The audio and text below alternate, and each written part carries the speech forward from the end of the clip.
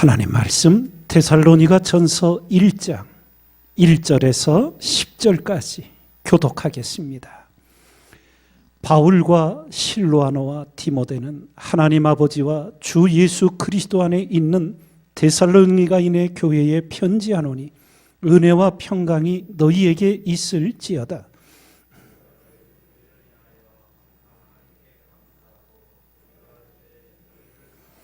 너희의 믿음의 역사와 사랑의 수고와 우리 주 예수 그리스도에 대한 소망의 인내를 우리 하나님 아버지 앞에서 쉬지 않고 기억함이니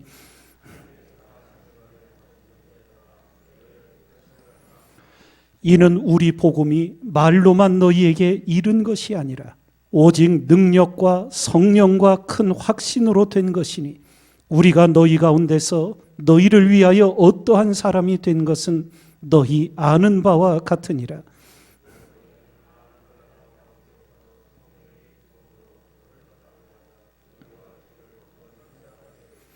그러므로 너희가 마게도냐와 아가야 모든 믿는 자의 본이 되었는지라.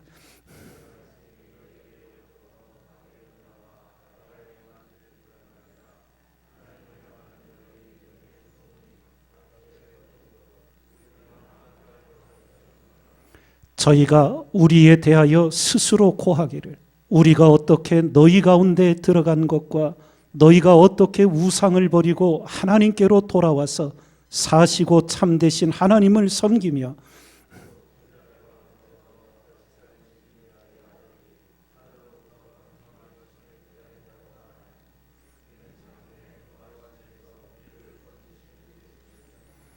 아멘. 데살로니가 교회는 사도 바울이 2차 전도 여행을 통해 세워진 교회입니다. 그런데 이 데살로니가 지역에 유대인들이 바울과 복음 전함을 극렬 반대하고 핍박하면서 바울이 그 지역에 오래 있을 수 없어 짧은 시간만 복음을 전하고 교회를 세운 이후 다른 지역으로 전도 여행을 갔습니다. 그래서 사도 바울의 마음속에는 연약한 데살로니가 교회를 향한 기도와 안타까움이 있었는데 놀라운 소식이 들려옵니다.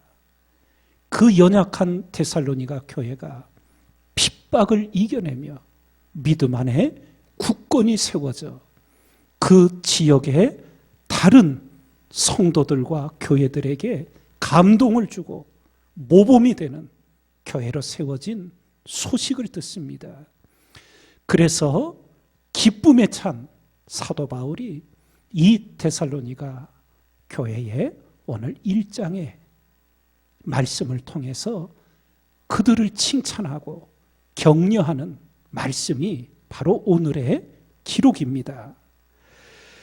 7절을 보면 그러므로 너희가 마게도냐와 아가야 모든 믿는 자의 본이 되었는지라.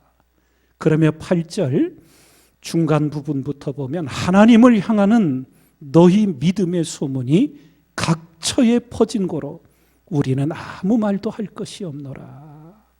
말할 필요가 없는 감격과 감사가 넘쳐났던 겁니다.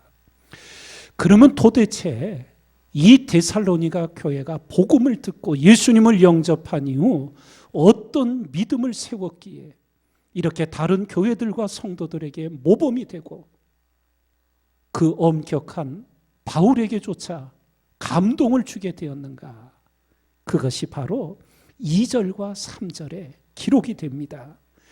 우리가 너희 무리를 인하여 항상 하나님께 감사하고 기도할 때에 너희를 말함은 너희의 믿음의 역사와 사랑의 수고와 우리 주 예수 그리스도에 대한 소망의 인내를 우리 하나님 아버지 앞에서 쉬지 않고 기억함이니.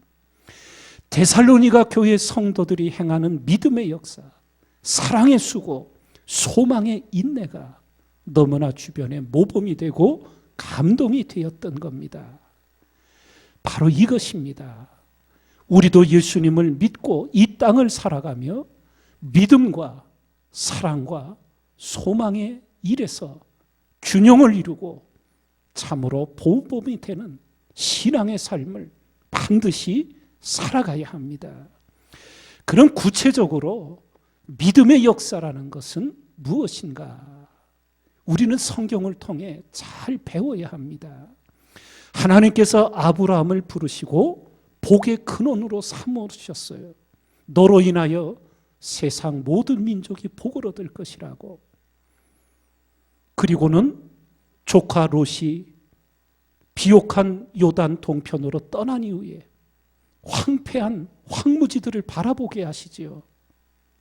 너는 일어나 동서남북을 바라보라. 내가 바라보는 이 땅을 내가 너와 네 자손에게 주리라. 놀라운 약속이었어요. 우리는 아브라함을 믿음의 조상으로 부릅니다. 그런데 아브라함 당대에 하나님이 주신 약속은 있었지만 현실적으로 쥐어진 것은 막벨라 굴, 그것도 살기 위한 땅이 아니라 아내 사라를 장례 치르기 위한, 나중에 분쟁을 막기 위해서 그 땅을 돈을 주고 사지요. 그게 전부였어요. 그리고 아브라함도 아내가 잠든 막벨라 굴에 같이 잠듭니다. 그것이 아브라함의 생애의 전부였어요. 인간적으로 보면 참 보잘것없어 보이잖아요. 그러나 아니에요. 아브라함을 통해 하나님은 믿음의 씨앗을 심으신 거예요. 그리고 하나님의 때에 하나님의 역사가 일어나는 거예요. 대충 계산해 보면 아브라함에게 주신 약속이 1차적으로는 약 15대 만에 이루어져요. 15대를 거쳐서. 그 당시에 최대의 강대국 문명국이었던 애굽이 두려워할 만한 민족으로 성장하잖아요. 하나님의 믿음의 역사는 이렇게 진행되는 거예요. 우리 당대의 하나님 믿음의 역사를 다 보면 얼마나 좋겠어요. 그러나 하나님은 그렇게 일하시질 않아요. 여러분과 제가 이 새벽을 깨어 기도할 때마다 자녀손들을 위해 기도하고 교회 믿음의 후대들을 위해 기도하고 나라와 민족을 위해 기도하고 세계의 구원을 위해 기도할 때마다 우리가 해야 될 것은 말씀을 부여잡고 하나님의 약속을 부여잡고 믿음의 씨앗을 부지런히 심으셔야 돼요. 보잘것없던 우리나라가 1885년 복음을 받아들이고 믿음의 선진들이 그 아무것도 없는 황폐한 땅에서 말씀을 부여잡고 하나님의 축복을 구했던 거예요. 그래서 그 후대들이 오늘 이처럼 복을 받고 하나님의 은혜 안에 살아갈 수 있게 된 거예요. 선대가 믿음의 씨앗을 심은 것을 우리가 거두는 거예요.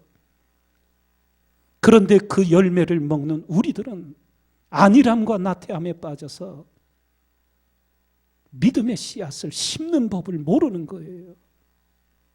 심지 않고는 거둘 수가 없어요. 열매만을 바라는 어리석은 자가 돼서는 안 돼요. 하나님께서 우리 당대에 이루실 일이 사람의 보기에는 작을 수 있어요. 그러나 여러분과 제가 기도 가운데 말씀의 약속을 부여잡고 심은 믿음의 씨앗들은 하나님의 때에 놀랍게 역사하게 될 것이에요. 이것을 말씀 속에서 배워 너희 입을 넓게 열라 내가 채우리라는 하나님의 약속이 있는 거예요. 목사님, 우리 집안은 제가 처음 믿음이 사람이에요. 이제부터 심으면 되시는 거예요. 나를 사랑하고 내 계명을 지키는 자에게는 천대까지 은혜를 베푸시겠다고. 예. 여러분, 야곱 당시에 유다와 요셉을 보면 요셉이 중심이었잖아요. 유다는 며느리 다말하고 자식을 낳게 되는 집안에 있을 수 없는 일들이 벌어지잖아요. 사람의 생각, 사람의 눈으로 보면 유다 집안은 이제 쫄딱 망했어. 요셉 집안은 아주 승승장구할 거고 방대는 그렇게 보였어요. 여러분, 우리는 성경을 통해 알잖아요. 요셉 이후에 에브라임 므낫세 지파는 서서히 이지러지고 그 쫄딱 망할 것 같은 유다의 집안이 하나님이 세워주시면서 다윗 왕이 나오고 결국은 그 집안을 통해 메시아 예수 그리스도가 나오잖아요. 사람의 생각하고 하나님의 생각은 다른 거예요. 우리는 정확히 모르지만 유다 집안에 누군가가 절망스러운 집안을 보고 낙심한 게 아니라 하나님을 바라보고 약속의 말씀을 부여잡고 누군가가 믿음의 씨앗을 심었단 말이에요. 기도하기는 여러분과 제가 우리 교회에, 그래 여러분과 제가 속한 집안에 하나님의 영광의 미래를 믿음으로 바라보며 약속의 말씀을 부여잡고 믿음의 씨앗을 심는 축복의 선대가 되기를 바랍니다. 이것이 성경이 우리에게 가르쳐 주시는 거예요. 믿음의 역사예요. 1885년 본격적인 선교사님들의 선교가 시작될 때 우리 땅의 모습이 어땠느냐고요. 정말 망하기 직전의 나라였잖아요. 선교사님들도 이 땅에 와서 보고 우상과 미신이 만연하고 그 당시 천연두의 역병이 돌면 평양감사가 사람을 시켜서 평양 북쪽에 신장로를 크게 파버리라 그랬대요. 천연두 귀신이 거기 못 건너오도록. 그게 그 당시 우리의 모습이었어요. 천연두에 아이가 걸려서 앓다가 죽었어요. 그 아이를 장례 치르는 게 아니라 담벼락에 걸어놨대요. 그거를 보고 천연두 귀신이 이 집안에 들어오지 말라고. 그게 그 당시 선교사님들이 본 이 땅의 현실이었어요. 그런데 선교사님들이 주여 지금은 아무것도 보이지 않으나 이 땅이 머지않아 복음의 나라가 될 줄 믿습니다. 말씀을 의지하고 복음을 심고 믿음을 심은 거예요. 그래서 오늘 세계에 원조받던 가난한 나라가 유일하게 성장하여 원조하는 나라로 변화받은 그런 우리나라가 된 거예요. 믿음의 씨앗을 이 새벽마다 말씀의 약속을 부여잡고 심는 기도자, 믿음의 선대들이 반드시 되시기 바랍니다. 사랑의 수고가 없이는 사랑이 되어지지 않는데 오늘날에는 수고 없이 땀 없이 인스턴트 사랑을 하려고 해요. 거기에는 열매도 없고 감동도 없지요. 쉽게 하려고 합니다. 편하게 하려고 해요. 교회도 땀 흘려 하나님의 성전을 우리가 가꾸고 돌보는 게 아니라 돈 주고 사람 고용하고 해서 다 편하게 돈으로 해결하려고 해요. 거기에는 하나님의 역사가 일어날 수가 없는 거예요. 소망의 인내. 요셉이 하나님의 꿈을 받았지만 그 앞에 나타난 현실은 정반대였잖아요. 종으로 팔려가고 억울한 누명을 쓰고 옥살이를 하고. 그런데 그 절망할 수밖에 없는 상황에도 요셉은 하나님 주신 꿈, 소망을 부여잡잖아요. 그리고 절망하지 않고 맡겨진 모든 자리에서 최선을 다하여 하나님의 때에 만민의 생명을 구원하는 사명을 감당하고 이루게 되잖아요.